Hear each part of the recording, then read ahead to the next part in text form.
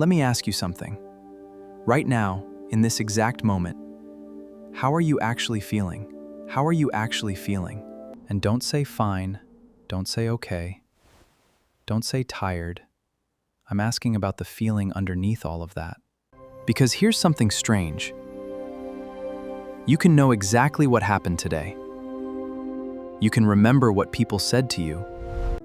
And yet, what are you feeling right now? And suddenly, nothing. No clear answer, just silence. And if that happens to you more often than you'd like to admit, there's something you need to understand. You may not have lost your emotions. You may have simply learned how to live without listening to them. And the reason you learned that might go much further back than you think. So keep that question in your mind. When was the last time you felt something completely, not managed it, not distracted yourself from it, not explained it away, not told yourself to get over it, just felt it without immediately trying to make it stop? Because by the end of this, you may look at that question very differently. Here's what makes this interesting. Losing touch with your emotions usually doesn't happen in one dramatic moment. There's rarely a morning where you wake up and suddenly become emotionally disconnected. It happens much more quietly. You needed to function, so you learned to function. Maybe something was happening in your life and you couldn't afford to fall apart. People needed you to stay calm. Work still had to get done. Problems still needed solutions. So instead of asking, "How is this affecting me?" you started asking, "What do I need to do next?" And that question helped. It got you through things. You kept moving. You handled what needed to be handled. You survived the moment. But your brain noticed something important. Ignoring the feeling made functioning easier. So it remembered. And the next time something hurt, you did it again. You stayed busy. You distracted yourself. You told yourself it wasn't that serious. You moved on. Then you did it again and again, until eventually something strange happened. The behavior that once helped you survive became automatic. Psychologists often describe this kind of pattern as emotional avoidance. And here's the part people misunderstand. It isn't necessarily weakness. At one point, it may have been a very useful strategy. The problem is that your brain doesn't always know when the strategy is no longer necessary. So the emergency ends, but the response stays. And this is where the story gets deeper. Imagine someone asks you, "How are you?" You automatically say, "I'm good." They ask, "Are you sure?" You smile. "Yeah, I'm fine." But maybe you're not. You just don't know what else to say. Or maybe you do know something is wrong.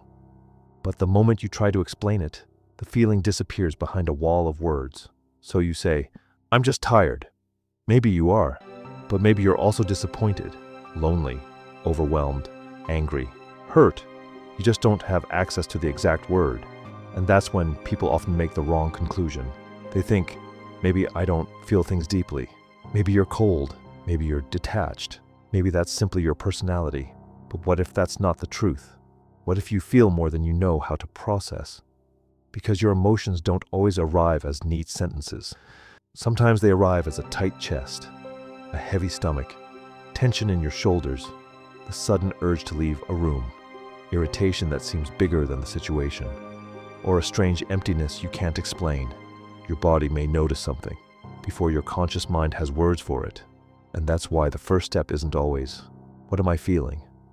That question can be too difficult. Try something smaller. What am I noticing? Is your chest tight? Are your shoulders tense? Does something feel heavy? Do you feel restless? Do you suddenly want to avoid someone? You don't have to name the emotion. You don't have to explain where it came from. Just notice it, because noticing comes before understanding. And here's something most people don't realize. Sometimes the emotion you notice first isn't the emotion underneath. You might think you're angry, but underneath the anger is disappointment. Underneath the disappointment might be rejection. And underneath that, maybe you simply wanted to feel important to someone. That's why emotional disconnection can be so confusing.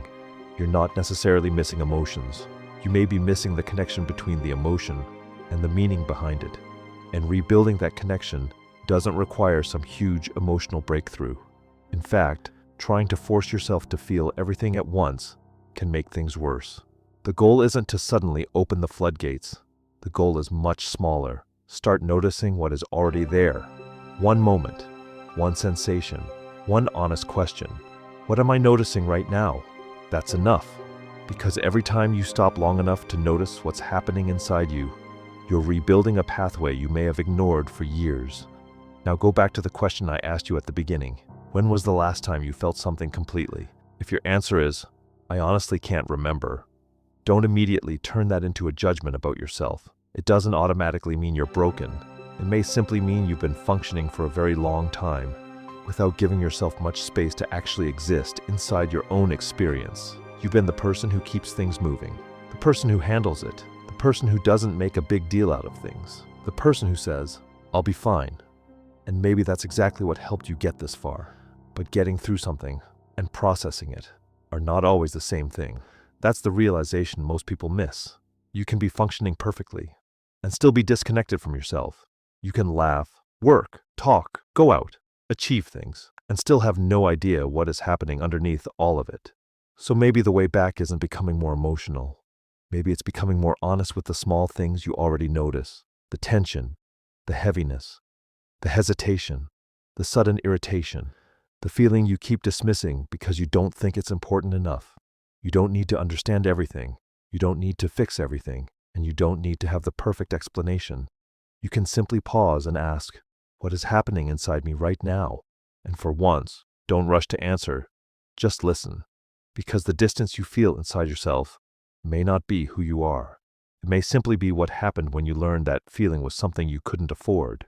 But that doesn't mean the connection is gone. You're still here. You're still capable of noticing. And maybe the fact that you're asking the question again means that some part of you has already started looking for the way back. So don't force yourself to feel everything. Just notice one thing, one feeling, one sensation, one moment of honesty. Because sometimes finding yourself again doesn't begin with a breakthrough. It begins with finally being quiet enough to hear what was never actually gone. Tell me in the comments, what's one feeling you've had trouble naming lately? Just one word. And if you want more psychology that helps you understand what's happening inside your mind, subscribe to Psychology Unpacked. Understanding yourself starts here.